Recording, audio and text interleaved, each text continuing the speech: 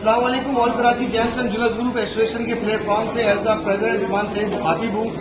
गुज़िश्ता जो माहौल चल रहा है जिसमें बुलियन के सदर हारून चांद साहब ने एक फार्मूला ईजाद करा है और उसी फार्मूले के तहत जो है वो गोल्ड के रेट निकाल रहे हैं और उस पर कह रहे हैं कि उसी पे आप काम करो, उससे ऊपर जो काम करेगा वो माफिया होगा।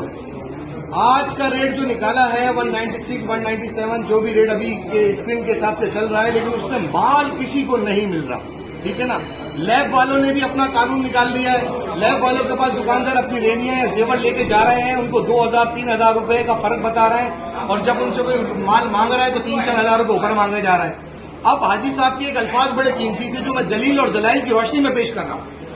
अब होगा यह है कि जब हाजी साहब की वॉइस के मुताबिक और उनके अल्फाजों के मुताबिक इंटरनेशनल मार्केट के रेट, इंटर बैंक के रेट और फार्मूले के साथ जो रेट आया वो जेन्युइन भाव है, उससे ऊपर जिसने भी काम करा वो माफिया है।